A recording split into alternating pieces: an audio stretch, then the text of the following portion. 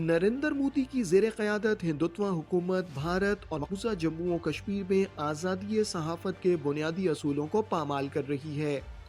इस सिलसिले में जारी की गई एक ताज़ा रिपोर्ट के मुताबिक नरेंद्र मोदी के बरसर इक़्तिदार आने के बाद से भारत और मकबूजा जम्मू और कश्मीर में आज़ादी सहाफ़त में तेज़ी से कमी आई है। रिपोर्ट में कहा गया है कि भारत में सहाफ़ियों पर हिंदुत्व हुकूमत की पॉलिसियों पर अमल दरामद कराने के लिए शदीद दबाव डाला जा रहा है। भारतीय सहाफ़ियों का कहना है कि उन्हें हिरासत करने के लिए उनके खिलाफ झूठे मुकदमात दर्ज किए जा रहे हैं और भारतीय हुकूमत के इन इक़दामात का मकसद सहाफ़ियों को सच बोलने से रोकना है। The troubling aspect in India today is that you can really harass a news organization or journalist by just filing case after case. You've had journalists fighting defamation cases. So more than crimes, it's really to beat down the person. We don't have an army of lawyers that can just sit and, we can engage them for years and years on legal battles. So it's a drain on our resources. It's a drain on our time. सच बोलने और सच लिखने वाले सहाफ़ियों के घरों और दफातर पर भारतीय police और एजेंसियां हल्ला बोल देती हैं। इन सहाफ़ियों को परेशान किया जाता है, इनसे बिला जवाब पूछताछ की जाती है और इनमें से बहुतों को झूठे मुकदमात में गिरफ्तार कर लिया जाता है।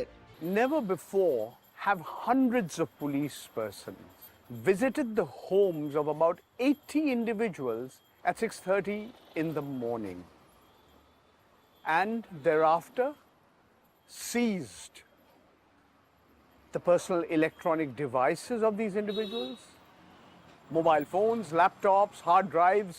They kept asking us same set of questions. The reportage on the Hindu-Muslim riots in early 2020 in Delhi, the coverage of the farmers' agitation. This government has not just been intolerant, it's been downright vengeful. सहाफ़ियों का कहना है कि एक तरफ भारतीय हुकूमत उन्हें काले कवानीन की आड़ में निशाना बना रही है, तो दूसरी जानिब हुकूमती पार्टी से ताल्लुक़ रखने वाले रहनुमा सहाफ़ियों को संगीन नताइज की धमकियां देते हैं।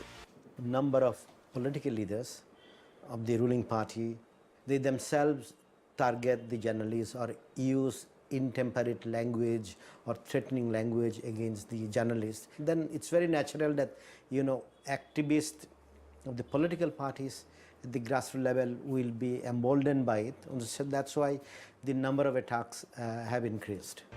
जहां एक तरफ भारत में सहाफ़ी ज़ेर-ए-ताब हैं, तो दूसरी जानिब मकबूजा जम्मू व कश्मीर में सहाफ़ियों को सच बोलने की पादाश में निशाना बनाया जा रहा है।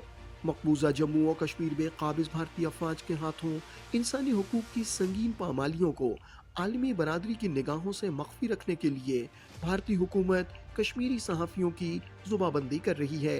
बहुत सारी सख्तियाँ झेलनी पड़ती हैं। वो कैमरामैन हो, वो रिपोर्टर हो, स्पॉट पे पहुंचना जहां कोई वाकया होता है बहुत ही मुश्किल होता है। सबसे बड़ी रुकावट यह है कि आपको मूव नहीं करने दिया जा रहा है प्रॉपरली। जैसा मैंने कहा कि कर्फ्यू पास इशू करते हैं, लेकिन सड़क पे उनकी कोई कदर नहीं होती है। हमने देखा हमारे फोटोग्राफर्स, क्योंकि उनको बार बार निकलना पड़ता है। कितनी बार कितने लोगों की पिटाई हुई, कितने लोग जख्मी हो गए हैं। आज़ादी सहाफ़त के लिए काम करने वाले बैनुल अक़वामी इदारों की जिम्मेदारी है कि वो भारत और मकबूजा जम्मू व कश्मीर में आज़ादी सहाफ़त का गला घोंटने पर मोदी सरकार का मुहासबा करें।